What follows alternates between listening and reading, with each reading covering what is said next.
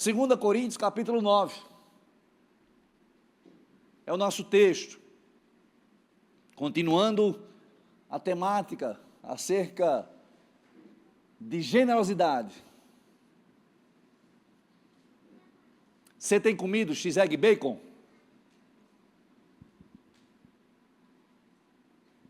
Entenderam nada, né? Quem comeu X-Egg Bacon domingo passado? É os que veio para o culto. Não veio e perdeu. Pastor, teve lanche? Teve. Banquete.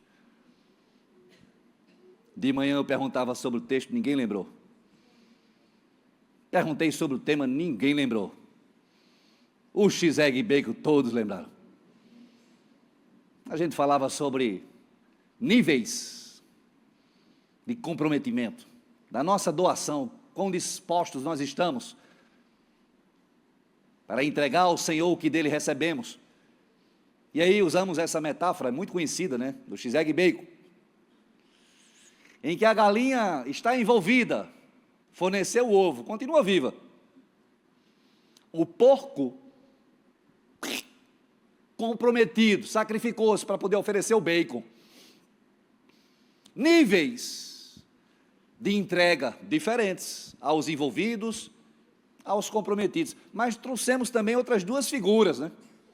Nessa perspectiva do X-Egg Bacon, colocando-nos, metaforicamente, viu, queridos, como uma lanchonete. Não vai pegar esse trecho na pregação, a Cidade Viva é uma lanchonete que oferece X-Egg Bacon. Misericórdia, né? Há aqueles que aqui vêm e pagam pelo X-Egg Bacon, e recebem o X-Egg Bacon, muitas vezes reclamam, que não está tão bom, que está cru, que está assim, que está assado demais. São os consumidores. Eles pagam e recebem aquilo que pagaram, usufruindo para si o que entregam. Há uma barganha, há uma troca, é o toma lá da cá. Os consumidores têm esse perfil, mas há um outro perfil. Os que vêm aqui na lanchonete chamada Cidade Viva, comem X-Egg Bacon e nem pagar pagam. Filam o X-Egg Bacon de alguém. Alguém está pagando por esse X-Egg Bacon. E a pessoa vem, come todo domingo. Quem tem comido X-Egg Bacon aqui? Queridos, é uma metáfora. Deixa eu dizer, o X-Egg Bacon é o louvor, é a adoração, é a comunhão, é o que você tem experimentado, são as bênçãos. Eu vou perguntar de novo, faz de conta que eu não perguntei. Quem tem comido X-Egg Bacon aqui? Amém, louvado seja Deus. Mais uma vez, quem tem comido aqui? Tem gente que não levantou. Vá comer um misto quente em outro canto, homem. Metáfora, queridos, é uma ilustração, como assim Jesus ensinou, né? Se houvesse fast food aos tempos de Jesus, talvez ele usasse a metáfora do X-Egg Bacon. Como usou diversas parábolas, usando uma linguagem que era própria do povo ao seu tempo, mas de maneira que as pessoas entendessem o princípio, a mensagem, a instrução por trás daquele princípio. Então, de fato, nós precisamos avaliar, refletir sobre o nosso nível de entrega, o quão disposto estamos a doar, a entregar o que do Senhor nós recebemos. Refletir se temos sido apenas envolvidos, se estamos de fato comprometidos, se estamos nos portando como consumidores, ou até aqueles que filam o X-Egg Bacon, aproveitam de toda a estrutura. Eu falava de manhã um pouco sobre os nossos custos aqui, os custos que nós temos que bancar, que enfrentar para estarmos aqui, aluguel, conta de luz, gastos diversos, equipamentos, mas nós não queremos apenas manter estruturas ou prédios, nós queremos avançar para o reino, queremos plantar novas igrejas, queremos alcançar o perdido, queremos ampliar a nossa atuação ministerial, especialmente fora do contexto das nossas reuniões, dos nossos cultos, amém, igreja? E para que isso aconteça é necessário dinheiro, recursos. Como disse, mais uma vez, o reino é espiritual, mas é proclamado, é manifesto, é apresentado, é comunicado de forma visível, tangível, de forma que as pessoas compreendam. E isso exige, requer de nós investimento, recursos, bens materiais, dinheiro, que é colocado e disposto para a glória do nosso Deus. 2 Coríntios capítulo 9, nessa carta, o apóstolo Paulo, entre outros temas, traz o tema da contribuição.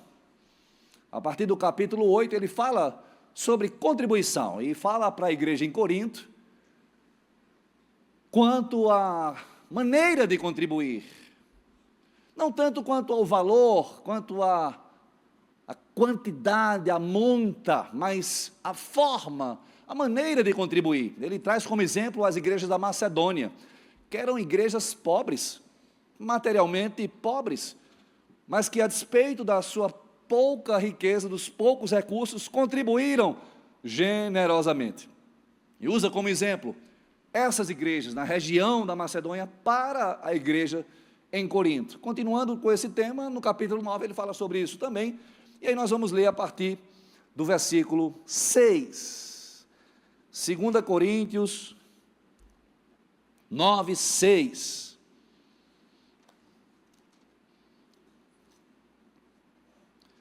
Semeadores do reino, é o nosso tema de hoje. Semeadores do reino.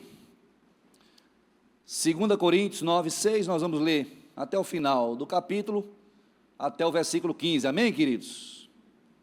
Amém? Diz assim a palavra do nosso Deus: lembrem-se, aquele que semeia pouco, também colherá pouco, e aquele que semeia com fartura, também colherá fartamente. Cada um dê conforme determinou em seu coração, não com pesar ou por obrigação, pois Deus ama quem dá com alegria.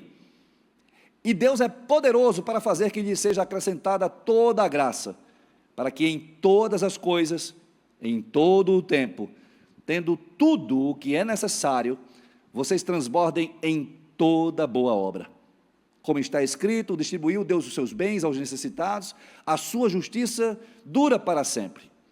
Aquele que supre a semente ao que semeia, e o pão ao que come, também lhes suprirá e multiplicará a semente, e fará crescer os frutos da sua justiça. Vocês serão enriquecidos de todas as formas, para que possam ser generosos em qualquer ocasião, e por nosso intermédio, a sua generosidade resulta em ação de graças a Deus. O serviço ministerial que vocês estão realizando não está apenas suprindo as necessidades do povo de Deus, mas também transbordando em muitas expressões de gratidão a Deus. Por meio dessa prova de serviço ministerial, outros louvarão a Deus pela obediência que acompanha a confissão que vocês fazem do Evangelho de Cristo e pela generosidade de vocês em compartilhar seus bens com eles e com todos os outros. E nas orações que fazem por vocês, eles estarão cheios de amor por vocês, por causa da insuperável graça que Deus tem dado a vocês. Graças a Deus por seu dom indescritível. Louvado seja o nosso Deus por sua palavra. Semeadores do reino é o nosso tema. E para entrarmos no texto e extrairmos desse texto princípios fundamentais que nos conduzam à generosidade, a uma semeadura generosa, nós precisamos antes discernir, distinguir o reino do mundo.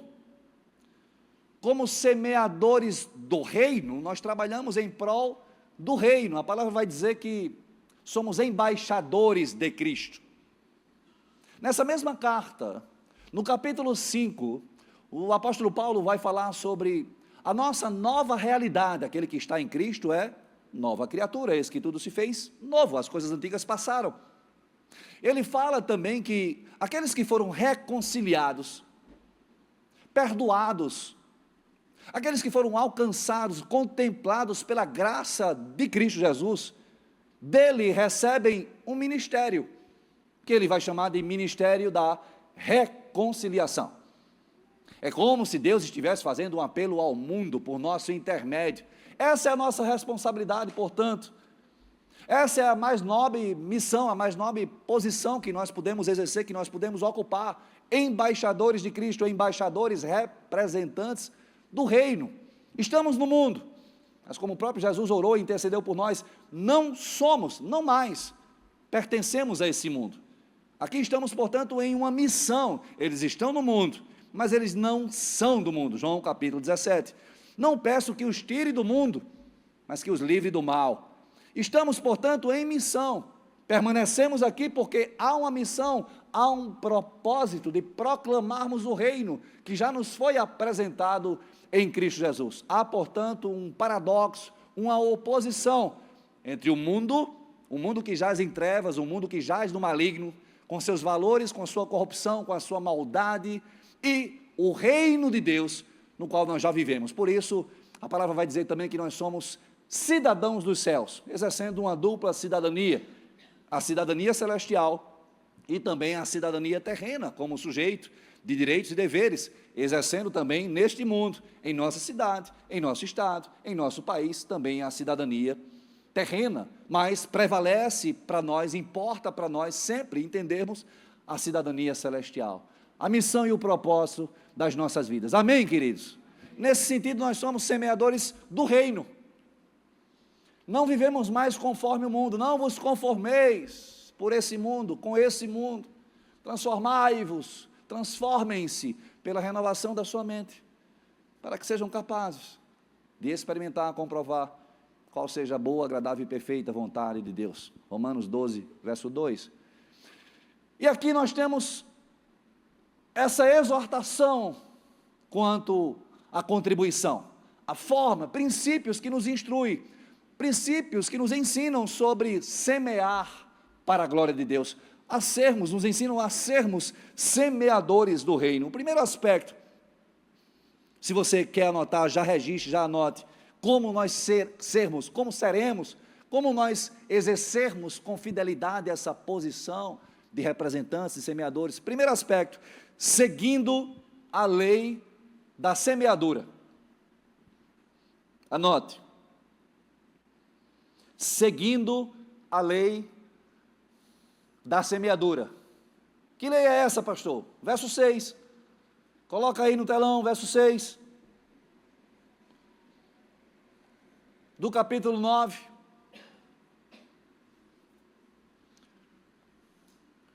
Vamos ler juntos? Lembrem-se. Não, juntos. 1, 2, 3. Lembrem-se. Aquele que semeia com moderação,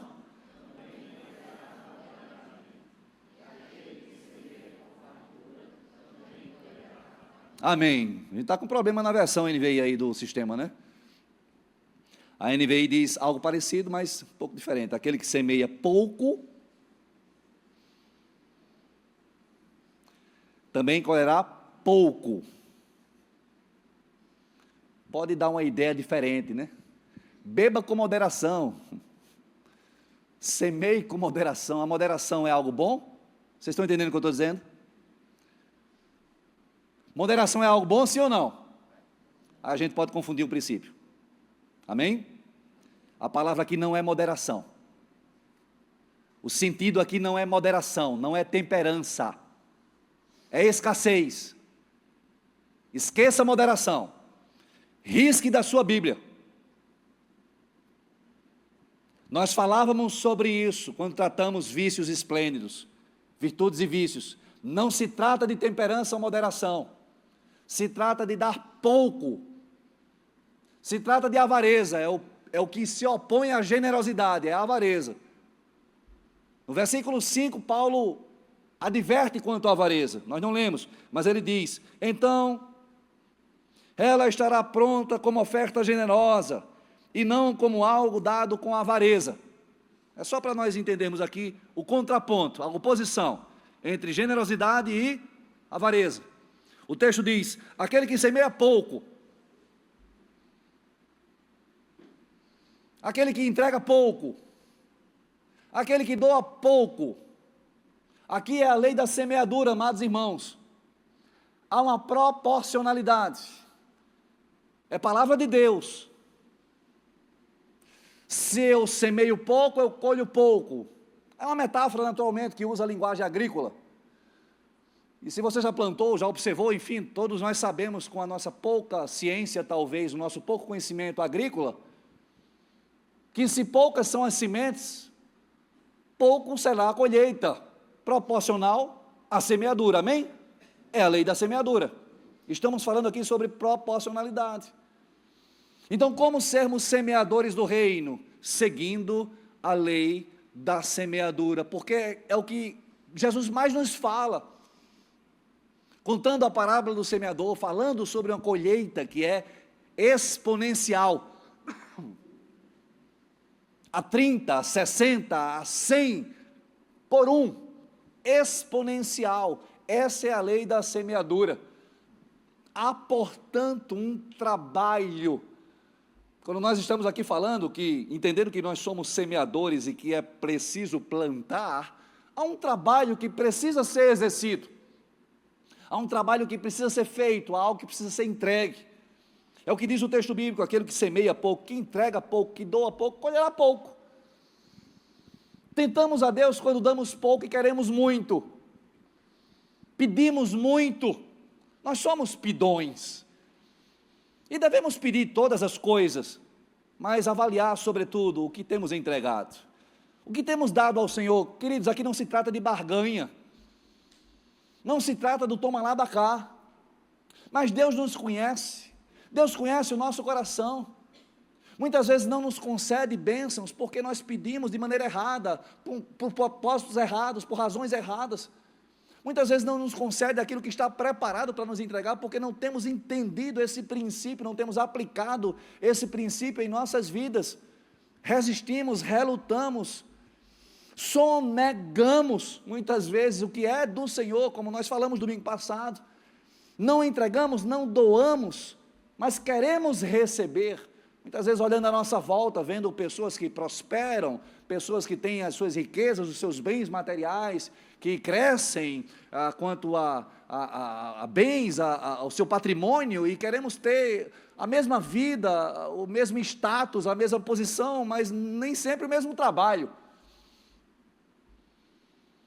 Isso é tentar a Deus, e pedimos a Deus, e esperamos no Senhor. Muitas vezes ficamos frustrados, porque não alcançamos aquilo que temos pedido, porque talvez estejamos semeando pouco. Talvez a avareza seja algo que domina o nosso coração, que nos faz resistentes, ou que nos faz essas pessoas que de alguma maneira sonegam, negam, não entregam, não tem essa ideia da fartura, da prosperidade à luz da palavra. E mais uma vez aqui, queridos, não se trata da chamada teologia da prosperidade à luz do que tem sido pregado em muitas igrejas, mas prosperidade à luz da palavra de Deus, à luz da instrução do Senhor para nós. Temos aqui, portanto, o primeiro princípio: para que sejamos semeadores do reino, nós precisamos seguir a lei da semeadura, entender esse princípio, entender esse propósito, que é escrito na palavra do Senhor para nós. Amém, queridos?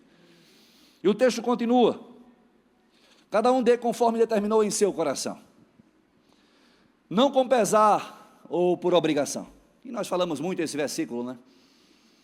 Não com pesar, não com tristeza, com lamento, com dificuldade, pois Deus ama quem dá com alegria.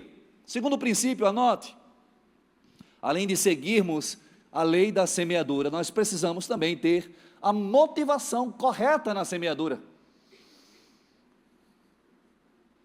Estamos tratando aqui sobre a motivação, sobre a razão pela qual nós ofertamos, as razões pelas quais nós entregamos, nós doamos, nós dedicamos os nossos dízimos, as nossas ofertas.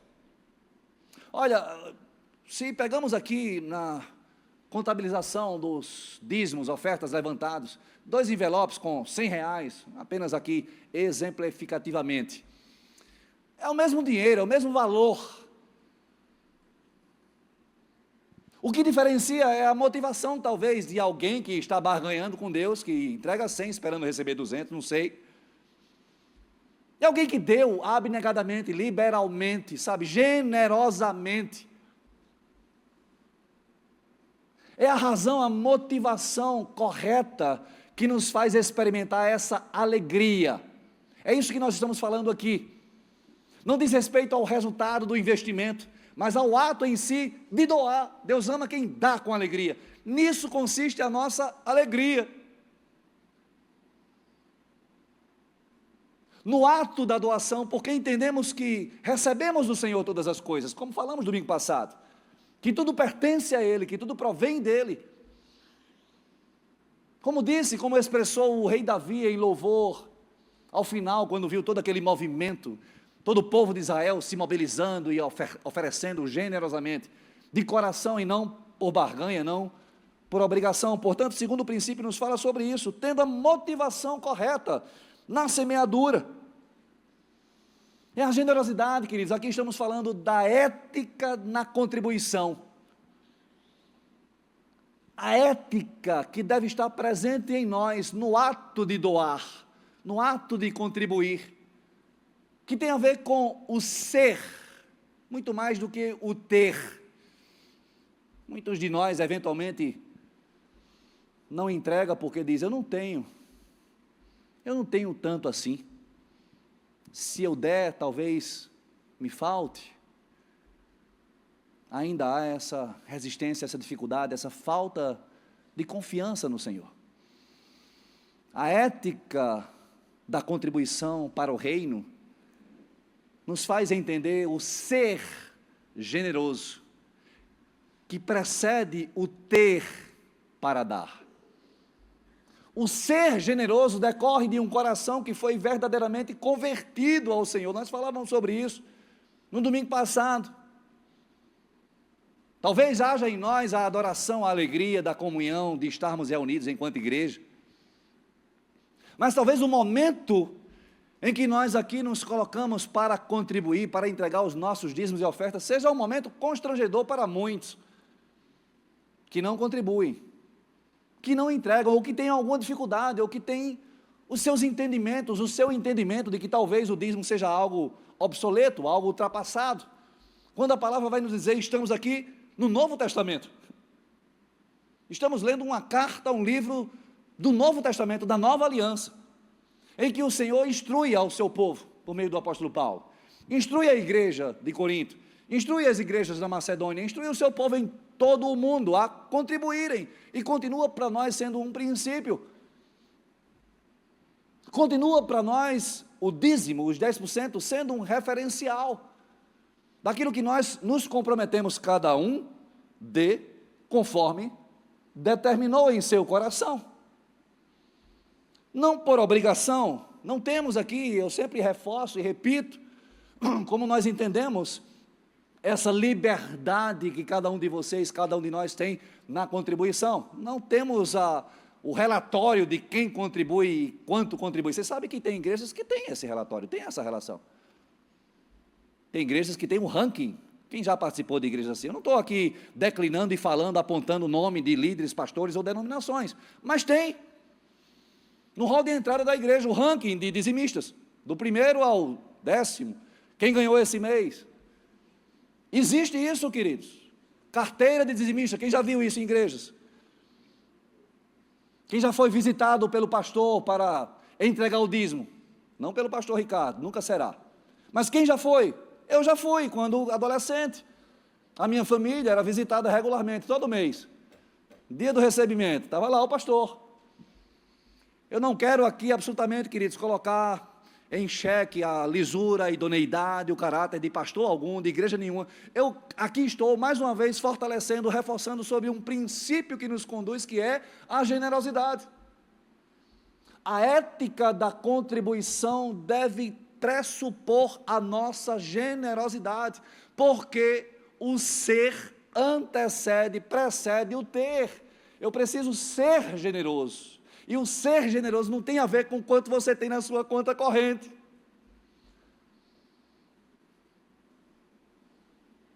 A viúva ofereceu tudo o que tinha e foi generosa, e a sua oferta foi louvável a Deus, agradável ao Senhor. Portanto, desmistifiquemos o que tem sido pregado talvez, igrejas inclusive que valorizam aqueles que dão grandes quantias. Arreda Satanás. Se não for pela liberalidade, como temos aqui a liberdade de contribuir, há que haver em nós também a liberalidade, é outra palavra para generosidade. Eu entrego porque eu sei que pertence ao Senhor. Essa é a motivação, essa é a razão. Eu entrego porque fui alcançado pela graça, o que eu recebo é por graça. E isso me torna generoso, isso tira a minha resistência em contribuir. Isso me afasta da conta que eu faço, nós falávamos sobre isso aqui, quarta-feira passada, da conta que nós fazemos talvez todos os meses, e para muitos, quase sempre o resultado do balanço financeiro é vermelho, é negativo. Isso nos torna muitas vezes sonegadores. Não vou, Senhor, falávamos sobre isso aqui quarta-feira passada. Esse mês não vai dar, porque tu está vendo aqui, Senhor, mais do que eu, tu está vendo. Eu terminei aqui no vermelho, como é que eu vou contribuir? Não entendemos as primícias, a entrega do que primeiro deve ser entregue ao Senhor. Por que a oferta de Abel foi aceita e a de Caim não foi? Abel ofereceu o seu melhor, o melhor da sua produção. Caim ofereceu qualquer coisa. Nós precisamos avaliar isso, queridos, as razões, as motivações. Deus conhece, talvez seja o mesmo dinheiro, a mesma cédula, o mesmo valor, até uma quantia maior que lhe sobra, que lhe é conveniente entregar. E mais uma vez, não estamos falando sobre quantia, estamos falando sobre um coração transformado, e por transformado exerce a generosidade, é liberal, entende que aquele valor deve abençoar, deve ser disposto ao reino de Deus. É uma lógica diferente do mundo. Como nós falávamos no domingo passado, a lógica do mundo é o toma lá da cá, eu invisto para ter um retorno, e eu quero saber quanto eu vou ganhar, eu faço as contas dessa maneira. A lógica do reino é totalmente diferente. Eu entrego, eu dou, porque confio no Senhor, porque entendo que Deus é o Deus da minha provisão, entendo que tudo que tenho é do Senhor, pertence ao Senhor, provém do Senhor, e Ele me faz administrador dos recursos do reino. Portanto, o segundo aspecto nos fala sobre isso, sobre as motivações, como sermos nós semeadores do reino, tendo a motivação correta na semeadura. Da generosidade decorrem a alegria. Deus ama quem dá com alegria. O texto vai falar sobre doarmos e entregarmos conforme determinou, cada um conforme determinou em seu coração. É o seu compromisso, é o seu comprometimento, através dessa generosidade que você exerce, e o resultado, o efeito dessa generosidade é a alegria, no ato de doar. Não esperando o resultado, não é essa lógica do investimento que vai nos dar algo em troca, porque tudo temos recebido. E a alegria é no ato de doar, no ato da entrega. Eu me alegro em doar, eu me alegro em oferecer, eu me alegro em contribuir. Amém, igreja? Louvado seja o nosso Deus. Terceiro aspecto, verso 8. E Deus é poderoso. Olha esse versículo, se você puder, sublinhe, marque, guarde, decore. E Deus é poderoso para fazer que lhe seja acrescentada toda a graça, para que em todas as coisas, em todo o tempo, ô Paulo exagerado, cara de boa, é nosso irmão que diz que Deus é exagerado, né, de boa. Aprendemos com o Senhor, é uma outra palavra para a abundância. Aí Paulo vai e exagera aqui. Ô Paulo, não constrange a gente mais não, Paulo. Deus é poderoso para fazer que lhe seja acrescentada toda a graça, para que em todas as coisas, em todo o tempo, tendo tudo o que é necessário,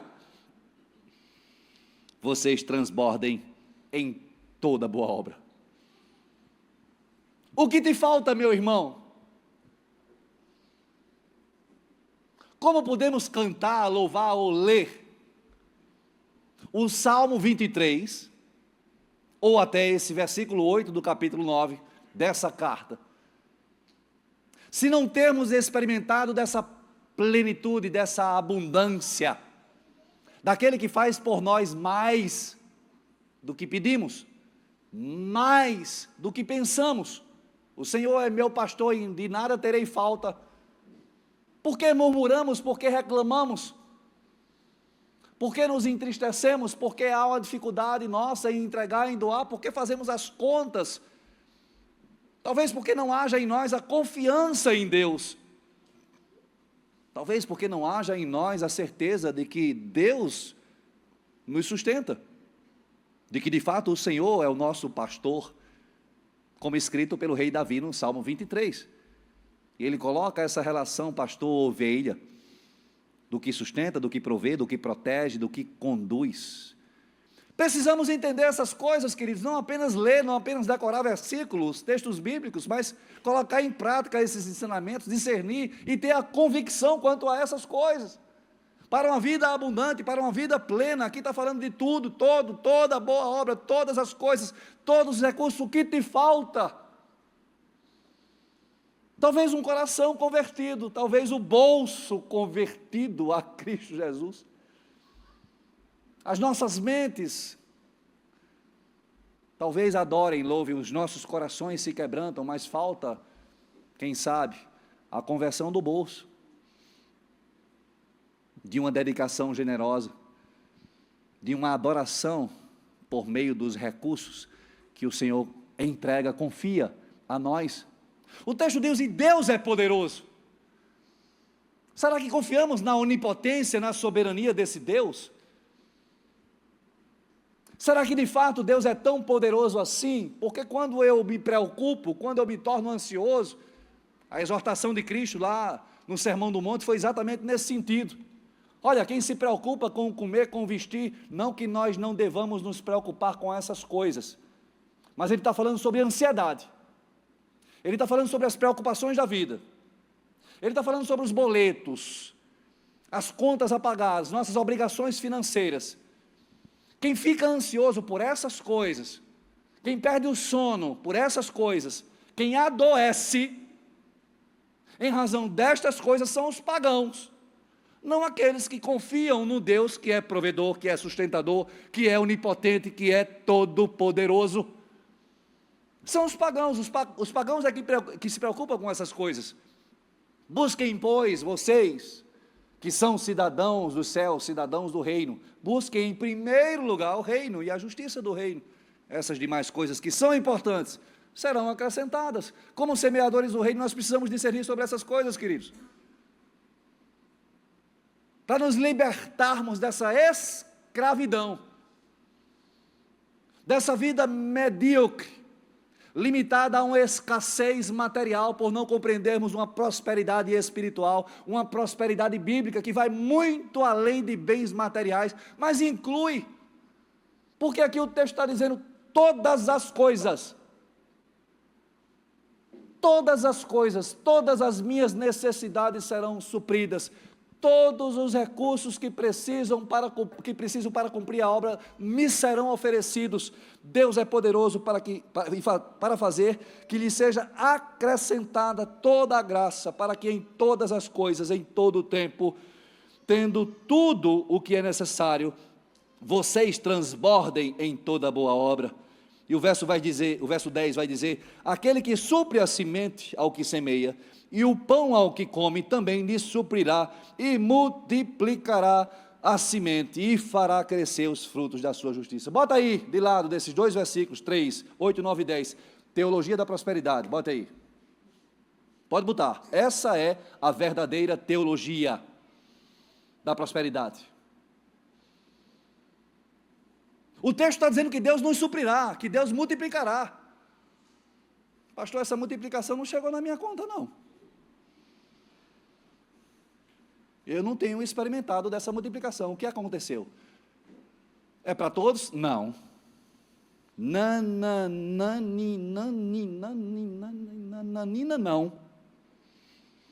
Não, em Libras é assim mesmo? Aprendi. É para todos? Não. É para quem? Me ajude. Está dito, exatamente, está dito no versículo 7. E Deus, o versículo 8 é continuidade. Não desconecta o texto, não. Texto fora de, como é? De pretexto? Não. Texto fora de, vocês sabem, vocês estão sabendo. Texto fora de contexto é pretexto para heresia. Então o verso 9, não é isso? Melhor, 8, o verso 8, e Deus, ele está conectado com o princípio anterior. Qual é? A gente falou aqui. Eu vou ajudar vocês. Então é para todos essa multiplicação, a bênção da multiplicação, a bênção da prosperidade é para todos, sim ou não? Não. É para os generosos. Amém, igreja?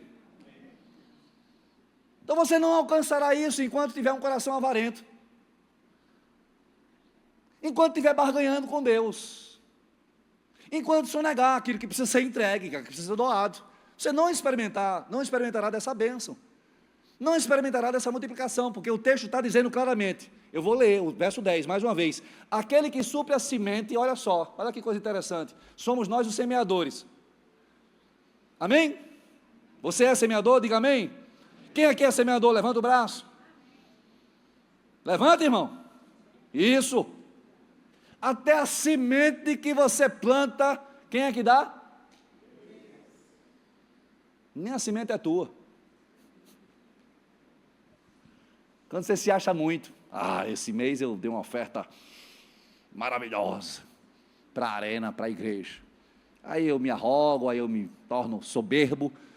Aí o texto vai dizer, aquele que supre a semente, é dele, viu? Você é um trabalhador, é um cooperador, é um instrumento nas mãos do Senhor, nós somos. Aquele que supre a semente ao que semeia, e o pão ao que come, está escrito, também lhe suprirá, e multiplicará, está escrito. E não tem outra interpretação para esse texto não, é multiplicação mesmo. À medida que somos generosos, Deus dá-nos mais e mais recursos, mas veja, aqui estamos falando de todas as coisas, não é só sobre dinheiro, amplie a sua visão, inclui dinheiro, inclui dons, inclui talentos, inclui habilidades, inclui tudo o que do Senhor recebemos para administrarmos. Ampliemos a nossa visão, a nossa perspectiva, o nosso entendimento, que não é mais do mundo, é do reino de Deus. E o texto está dizendo que Ele multiplicará a semente e fará os frutos, e fará crescer os frutos da sua justiça. Deus não nos dá fruto. Deus nos dá Você entendeu ou não? Aí você pega a semente e usa como fruto fosse. Você gasta. Entendeu? O que seria, o que deveria ser investido para o reino, você usufrui para o seu próprio deleite. Essa é a diferença do generoso e do avarento. O avarento recebe do Senhor e gasta, é o pródigo, é o irresponsável, é o negligente, e quer mais do Senhor. O generoso recebe do Senhor e entende que aquilo deve ser investido para o reino, entende que deve entregar, deve doar, e se alegra em entregar, sabendo que aquilo vai beneficiar outrem, e não a si mesmo. O benefício de quem doa é o ato de doar. Pegou o código? É difícil, queridos, mas eu vou repetir. O benefício e a bênção de quem doa é o ato de doar. A alegria, o louvor, a gratidão. Se você alcançar isso em sua vida, você terá atingido uma maturidade, no sentido de servo do Senhor, de ser servo do Senhor, discípulo, instrumento nas mãos do Senhor. Não tem a ver com o resultado necessariamente, mas com o ato de doar, com a generosidade exercida, com aquilo que nós entregamos. Entendendo essa multiplicação e recebendo mais do Senhor, para investir mais para o reino. Não sei se você já leu o livro Deus é Dono do Meu Negócio, quem já leu? Stanley Tan, sujeito que tinha uma empresa e era fiel ao Senhor na contribuição, no dízimo, mas desejando entregar mais, ele vai além dos 10%, e começa a prosperar a sua empresa. Eu estou resumindo aqui um livro, e a sua empresa cresce, e mais cresce à medida que ele mais dava ao Senhor, entregava e contribuía com a obra do Senhor, de maneira que ele agora passa a entregar 50% dos lucros da sua empresa. Resumindo, uma história longa, ele inverte a situação. Ele cresce tanto, a empresa prospera tanto, isso é uma história real, queridos. Ele prospera tanto que ele retém apenas 10% e 90% é entregue para a obra, é dedicado, é doado à obra. Ele diz em seu livro: nunca fui tão rico com os 10%. Ele tem uma decisão radical na sua vida. A empresa passa a ser do Senhor. E ele passa a usufruir de um prolabore, um funcionário da sua própria empresa, porque Deus é o dono do seu negócio. Esse é o título do livro. Princípios que nós precisamos entender, queridos. Eu não estou dizendo aqui, não estou afirmando que isso vai acontecer da mesma forma com você. Mais uma vez, não entendamos prosperidade estritamente do ponto de vista material ou de dinheiro. Não, livre-se disso. Mas num sentido muito mais amplo, de tudo que do Senhor recebemos, nem todos serão ricos financeiramente, mas o texto fala sobre essas riquezas do reino, os recursos do reino, as sementes que serão dadas, entregues pelo Senhor, e do Senhor recebendo, entregaremos também com graça, com generosidade. Eu já falei o ponto 3? Não. Qual é o ponto 1? Para a gente respirar aqui, Kívia, também. Isso, como sermos semeadores do reino, ponto 1, seguindo a lei. Quem colhe pouco, semeia. Quem semeia pouco, colhe pouco. Quem semeia muito, colhe muito. Essa é a lei da semeadura. O trabalho e o esforço que nós precisamos dedicar. Segundo ponto, qual é? Como sermos semeadores do reino, qual é o segundo ponto? Entendi nada.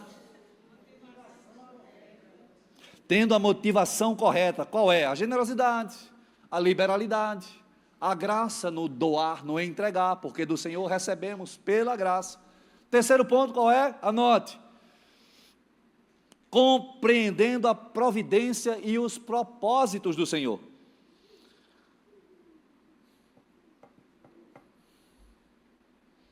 Compreendendo a providência e os propósitos, a providência, a provisão, o sustento, o Deus que nos dá todos os recursos e que não nos falta absolutamente coisa alguma para a vida, para a piedade, para a missão, para exercermos aquilo que Deus requer de nós, a boa obra que de antemão Ele preparou para nós. Toda a graça, em todas as coisas, em todo o tempo, tendo tudo o que é necessário para toda boa obra. Eu creio, queridos, que a nossa igreja não carece de recursos. Talvez esses recursos estejam sendo retidos. E eu falo aqui de dons, talentos, habilidades. Eu falo aqui de dinheiro. Para avançarmos no reino, para crescermos, não numericamente, crescermos enquanto igreja, tendo um ministério relevante no nosso entorno, na nossa cidade, trazendo vida à cidade de Campina Grande. Eu creio, à luz desse texto, que nós temos todos os recursos, materiais e imateriais. Amém, igreja? Você crê assim também? Amém? É o que está escrito. E nós precisamos entender isso. Precisamos, ponto 3, mais uma vez, compreender a providência e os propósitos do Senhor, em nos dar a semente, em fazer multiplicar a semente, em transbordar da sua graça, e essa graça transborda de nós, e é a nossa doação, a nossa entrega, o nosso serviço ministerial. Olha o que o apóstolo Paulo vai colocar, eu não sei se você atentou, para o que ele coloca aqui, eu já parto para a conclusão, a partir do verso 12, nós lemos até o 11, verso 12, o serviço ministerial. Paulo está falando da contribuição. O serviço ministerial que vocês estão realizando não está apenas suprindo as necessidades. Veja que aqui ele está falando sobre contribuição, sobre doação, sobre dinheiro. E tratando desse aspecto como ministério, como serviço. O serviço ministerial que vocês estão realizando não está apenas suprindo as necessidades do povo de Deus, mas também transbordando em muitas expressões de gratidão a Deus, por meio dessa prova de serviço ministerial, mais uma vez. Outros louvarão a Deus pela obediência que acompanha a confissão que vocês fazem do Evangelho de Cristo e pela generosidade de vocês. é o testemunho, é a pregação, é a proclamação das boas novas, acompanhada de generosidade, da doação, dos suprimentos necessários para alimentar o faminto, para fazer diferença na vida de outrem. É esse serviço ministerial, ou em outras palavras, o ministério da contribuição, que é para nós sim um ministério, uma responsabilidade. Nós precisamos quebrar certos paradigmas, queridos. Quando segmentamos, separamos o que é serviço do que é contribuição, aquilo que eu dou, daquilo que eu sirvo, há pessoas que não contribuem porque servem. Eu já estou servindo, então deixa que alguém contribua, porque eu já estou servindo. Deixa eu dizer, você está vendendo o seu serviço. Se você tem feito isso, se você tem se conduzido por esse princípio, que você mesmo criou ou estabeleceu, você está vendendo o seu serviço. Porque o texto aqui está nos falando sobre um serviço ministerial que inclui a proclamação, que inclui o ministério exercido quando saímos às ruas, testemunhando Jesus, que inclui o nosso serviço quando estamos reunidos, servindo uns aos outros, que inclui a contribuição, está tudo junto e misturado, porque tudo recebemos do Senhor para entregar, para doar. Portanto, se você serve, mas não contribui, achando que já está cumprindo a sua obrigação, você está vendendo o seu serviço. Você não tem a motivação correta no servir, não é por amor, é por barganha. Por outro lado, há quem contribua, mas não sirva. Não, deixa para esses meninos mais novos. Deixa para Kívia, deixa para o pastor Ricardo, deixa para Rodrigo, deixa para alguém. Eu já estou contribuindo. Se você faz assim, você está comprando o serviço. Você paga pelo serviço de outrem. Quem é você nessa toada? Um e outro estão errados, totalmente enganados, totalmente corrompidos pelas suas concupiscências, pela sua avareza, pelo seu Deus, talvez, chamado Mamon, o Deus do dinheiro, ainda escravo do dinheiro. Tanto o que serve, mas não contribui, porque está vendendo o seu serviço, barganhando com Deus. Senhor, tu já sabe, eu estou servindo em 3 ministérios. Deixa para os ricos contribuírem. Não aprendeu nada sobre generosidade. Como também aqueles que não servem, mas contribuem. Senhor, tu sabes, eu tenho mantido essa igreja. Estou dando todos os meses o meu dízimo, sou fiel, todos os meses as minhas ofertas. Você está comprando o serviço, pagando como um cliente, ou como um sócio de um clube, que paga a mensalidade e usufrui dos serviços prestados. O louvor, e tem que ser bom, o ar-condicionado, o louvor, a comunhão, a recepção, a acolhida, o trânsito, tudo que você aqui usufrui, porque você paga a mensalidade. Essa é a sua perspectiva de consumeirista, ou de consumidor das bênçãos do Senhor. Tanto o que vende como o que compra estão enganados, iludidos, talvez ainda vivendo uma lógica mundana, não a lógica do reino, não exercem generosidade, senão a barganha, do toma lá da cá, e de se achar bom, e de se achar credor dos favores do Senhor, e cobra pelo serviço, e cobra as bênçãos, e coloca diante do Senhor, e aborrece o Senhor com as suas orações.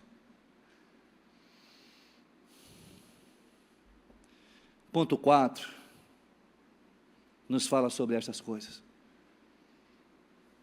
O último ponto nos fala sobre a gratidão. A gratidão, é o que nós vamos ver aqui, a gratidão, expressões de gratidão, o que nós fazemos pela nossa contribuição, pela nossa doação, pela nossa entrega, pelo serviço ministerial, pelo ministério da contribuição, diz o texto bíblico, está transbordando em muitas expressões de gratidão a Deus, verso 12. E mais uma vez, verso 13, por meio dessa prova de serviço ministerial, outros louvarão a Deus pela obediência que acompanha a confissão que vocês fazem do Evangelho de Cristo e pela generosidade de vocês em compartilhar seus bens com eles e com todos os outros. E nas orações que fazem por vocês, eles estarão cheios de amor por vocês, por causa da insuperável graça que Deus tem dado a vocês. Ponto 4, como sermos semeadores do reino, retrospecto. Ponto 1, seguindo a lei da semeadura. Ponto 2, tendo a motivação correta no plantio, na semeadura. Ponto 3, compreendendo a providência e os propósitos do Senhor. Ponto 4, agradecendo e alegrando-se pela colheita.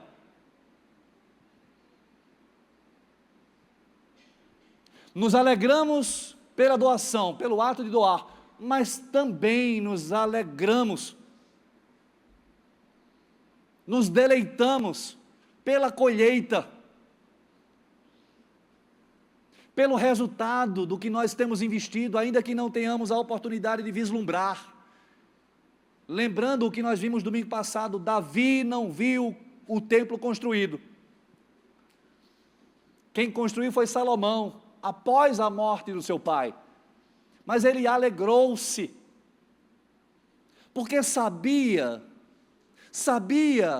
o que aconteceria naquele lugar, tinha consciência do propósito, da razão, da construção daquele prédio, daquele lugar, daquela estrutura, para o louvor, para a glória de Deus, como está escrito e nós lemos. E alegrou-se em razão disso, alegrou-se pelo privilégio de contribuir, alegrou-se pela mobilização, alegrou-se pela generosidade do povo de Israel. Alegrou-se porque vislumbrou pela fé o que Deus haveria de fazer, o que Deus haveria de realizar no povo através do seu filho Salomão, daquele que sucedeu no trono. Sabe, queridos, muitas vezes nós não vamos ver talvez o resultado dos nossos investimentos, os frutos. A banda pode vir, eu concluo, trazendo um texto de Salomão, que escreveu Eclesiastes, assim também Provérbios. Mas Eclesiastes é um livro muito profundo, porque esse que foi o responsável pela construção do templo, esse grande rei de Israel, que sucedeu o grande rei Davi, que pediu a Deus sabedoria, que foi consultado por outros reis que vinham ouvir da sua sabedoria, da sabedoria que ele recebera do Senhor, se desviou, se perdeu em dado momento da vida, como nós também somos suscetíveis à mesma realidade. E escreve Eclesiastes, no ocaso da vida, em profunda angústia, tendo toda a riqueza, tendo usufruído de todos os prazeres. Alguém vai dizer que talvez Salomão tenha sido o homem mais rico de toda a história, da humanidade.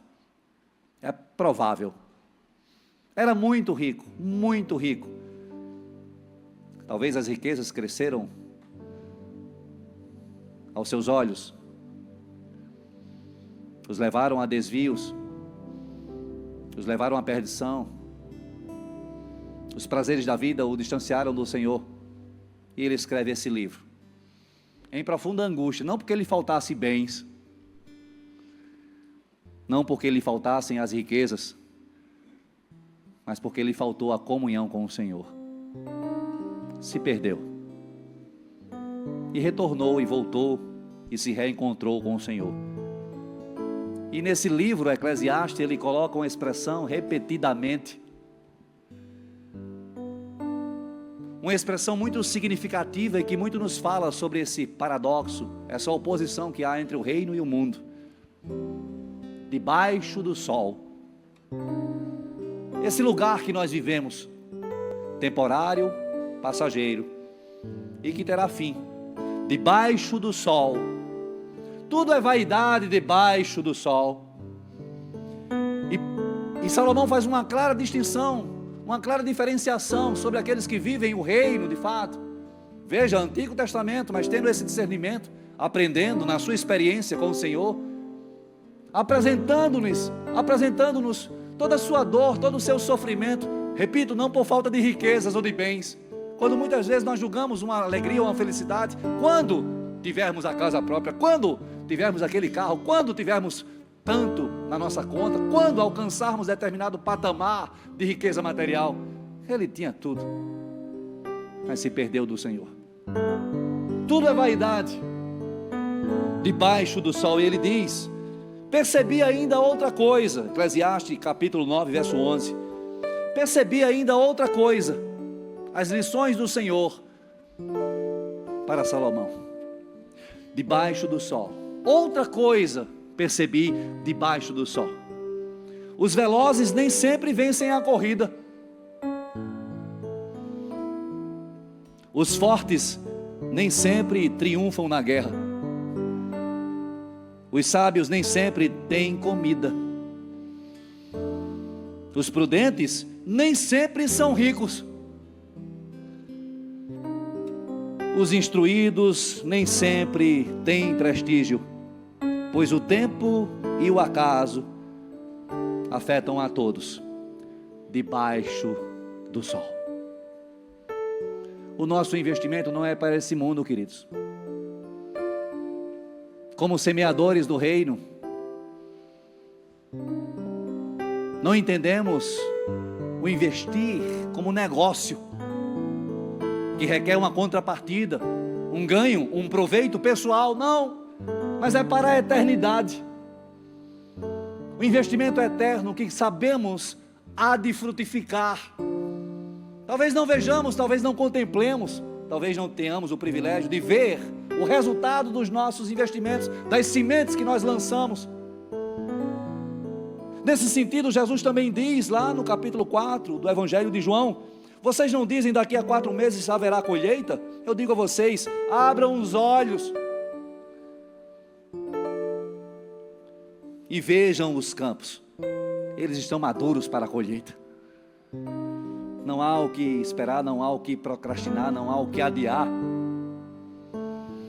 Eles estão maduros para a colheita. Aquele que colhe já recebe o seu salário e colhe fruto para a vida eterna, de forma que se alegram juntos o que semeia e o que colhe. Assim é verdadeiro o ditado: um semeia e outro colhe. Eu os enviei para colher o que vocês não cultivaram. Outros realizaram um trabalho árduo e vocês vieram a usufruir do trabalho deles. Esse é o trabalho da igreja, esse é o trabalho do povo de Deus. Aqui estamos usufruindo do trabalho de outros que nos antecederam.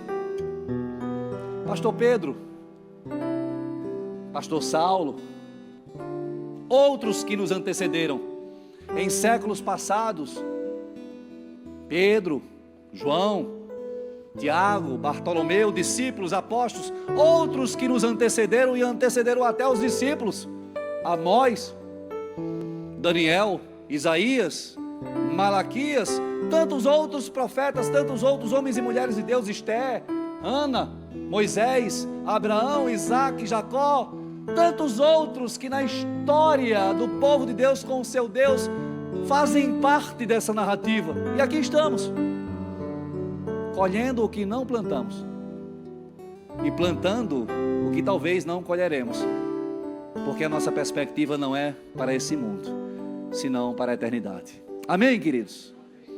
Feche os seus olhos, coloque diante do Senhor essa reflexão, essa mensagem, esses princípios que aqui trouxemos.